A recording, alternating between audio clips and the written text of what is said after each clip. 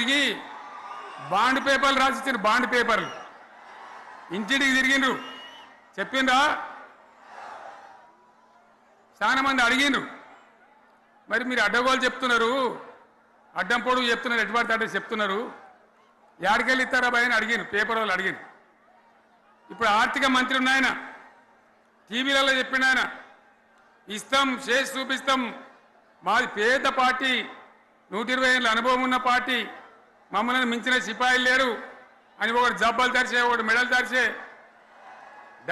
డైలాగులు కొట్టి మేము ఇచ్చేస్తామన్నారు ఇచ్చిండ్రా ఇయ్యలే రుణమాఫీ చేయలే మధ్యలో పార్లమెంట్ ఎలక్షన్లు వచ్చినాయి అప్పుడు నాకు కాలు ఇరిగింది మెంటుకుంటున్నాం మళ్ళీ నేను బయలుదేరిన ఆ దెబ్బకి ఏం చేసిండ్రు తెలంగాణలో ఎన్ని దేవుళ్ళు ఉన్నాయో అన్ని దేవుళ్ళ మీద ఒట్లు పెట్టుకున్నారు పెట్టిండ్రా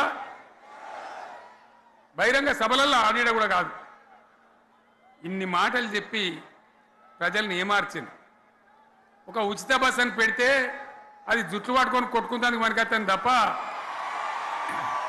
ఏమనికి ఉపయోగపడ్డది లేదు ఆ మహిళలే అంటారు మాకు ఎందుకు ఉచిత బస్ దరిద్రం మాకు అవసరమే లేదు అంటాను అటువంటి ఒక్క పథకం పెట్టి ఇక ఇప్పుడు మళ్ళీ పెద్ద నోరు పెట్టుకొని వాళ్ళే మాట్లాడతారు అంటే అంటే మాట్లాడతారు అబద్ధాలు చెప్తారు మాట్లాడితే బీఆర్ఎస్ వాళ్ళ మీద నింద మాట్లాడితే కేసీఆర్ మీద నింద ఇది ఒక అలవాటు చేసుకొని ఎవరికి నోరుంటే వాంతే లెక్క అనే పద్ధతిలో అడ్డమైన మాటలు మాట్లాడుతూ చాలా ఘోరంగా మోసం చేస్తూ ఉన్నారు ఎట్లున్నదంటే కాంగ్రెస్ వాళ్ళు చెప్పింది చాలా సిపాయిలం మా అంత సిపాయి లేడంటే జనం నమ్మితిమి ఆశపడ్డాం కదా నమ్మి బోల్తా పడ్డాం కదా గల్లంత అయినాం కదా ఒక ఊళ్ళే మొలక నాట్లేసే టైం వస్తే అలుకుడు చేస్తాను బడ్డాలుతాను మొలకకు అలుకుడు చేస్తాం కదా తుకాలు పోయేమా పెద్ద మొగోడని కొన్ని పిలిచిరట మొగోడని మొలకాల్చడానికి పిలిస్తే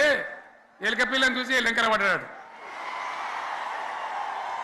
ఇక మా అంత సిపాయిలు లేరు మేము తెచ్చే ఇస్తాం 6 సందమామలు పెడతాం 7 సూర్యులు పెడతాం అని నమ్మబలికి ప్రజలను దగా చేసి మంచిగున్న తెలంగాణ నాగం పట్టించి ఓట్లు వేయించుకొని ప్రజలను మోసం చేసిండ్రు దగా చేసిండ్రు ఈ మాట నిజం మీ అందరికి తెలుసు ఇవాళ ఏం మాట్లాడతారు మమ్మల్ని ఎవరు నమ్ముతలేడు మాకు అప్పు ఉడతలేదు యాడికెళ్ళి తెచ్చేయాలి అని ఇప్పుడు మాట్లాడుతున్నాం అప్పుడేమో మాకు అపారమైన అనుభవం ఉంది మేము చేస్తామన్నారు ఒక్క మాట చెప్తున్నా మిత్రులారా ఇక్కడ నోళ్ళం మనమే కాదు నా ప్రసంగం టీవీలలో వినేటువంటి కోటాను మందికి కూడా నేను మనవి చేస్తా ఉన్నా ఇంత మోసం ఉంటుందా ఇంత దగా ఉంటుందా ఓట్లయితే రాని అవతల పడదామని ముచ్చట్నా ఎంతవరకు ఇది కరెక్టు తెలంగాణ ఎంత మంచిగా పోయేది ఇప్పుడు బొందలు పడగొట్టినరా ఎంత ఘోరమైనటువంటి ఫలితం మనం చూస్తున్నాం ఇవాళ ఏం జరుగుతూ ఉంది మళ్ళీ అన్ని మోపైనాయి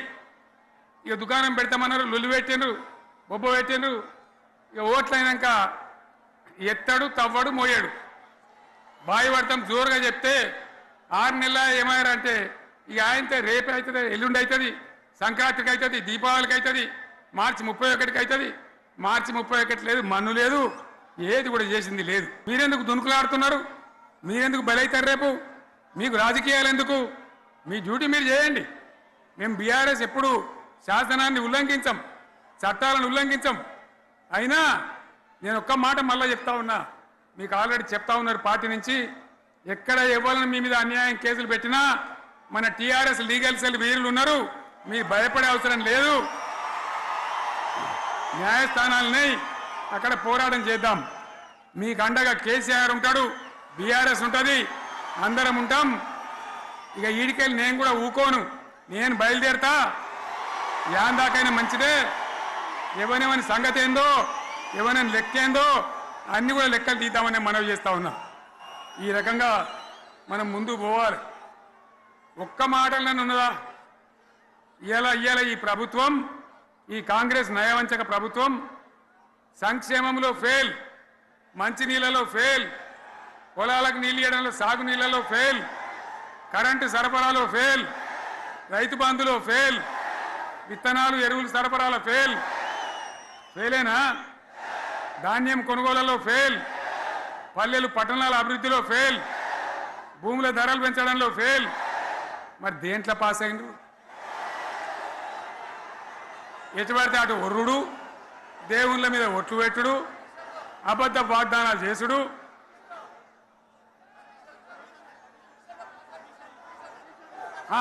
కమిషన్ అట 20-30% కమిషన్లు తీసుకున్నాడు, సంచులు నింపుడు, సంచులు మోసుడు.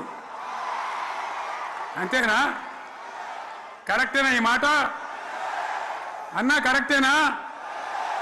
నేను చెప్పి అన్ని ఫెయిల్ అయిందా ఈ ప్రభుత్వం? నిజమైతే ఒకసారి చేతులు లేవటరు దయచేసి. స్టేజ్ మీద లేవటరా? ఫెయిల్ అయినా? ఈ మాట 20%, 30% కమిషన్లని నేను అంటలేను. ఎవరన్నారు? స్వయంగా ఆర్థిక మంత్రి ఛాంబర్కు పోయి 200 మంది కాంట్రాక్టర్లు వాళ్ళు లొల్లిపెట్టి మమ్మల్ని 20-30% కమిషన్ అడుగుతుండ్రు, ఇది ఏమన్యాయం అని చెప్పి సెక్రటేరియట్లో చెప్పిన మాట నేను చెప్తా ఉన్నా.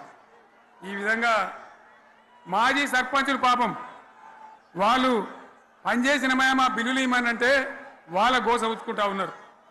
వాళ్ళేం పాపం చేసిండ్రు? ఈ విధంగా ఘోరం. ఇంకా ఈ అందానికి ఏం మాట్లాడతారు? కేసీఆర్ నువ్వు రా అసెంబ్లీకి, నీ కాయగూరకుడు ముచ్చట్లు తింటానికా? పిల్లలు అడిగితేనే మీరు జవాబు చెప్తలేరు. ఉన్నట్టు నిలబెడితే ఆ ఆర్థిక మంత్రి అసెంబ్లీలో లేచి 20% కమిషన్ తీసుకుంటాను కేటీఆర్ మాట్లాడితే ఆయన లేచి భుజాలు తడుముకుంటాడు. నీకెందుకయ్యా బాధ? నువ్వు తీసుకుంటేనే నీకు బాధ ఉండాలి కదా. లేచి పేదలు ఉల్లి పెడతా ఉన్నాడు ఆయన. మీటింగ్లు పెట్టుకుంటున్నారు బీఆర్ఎస్ పార్టీ. 100 కోట్ల అవినీతి సొమ్ముతోటి బస్సులను తీసుకుపోయి మీటింగ్ పెట్టి ఏదో మాట్లాడుతుండు. 10 ఏళ్ళు మీరు చేసిండ్రు, 16 నెలలు మేము వచ్చింది. ఇంకా సమయం ఉంది. ఇప్పుడిప్పుడే అభివృద్ధి మొదలవుతుంది.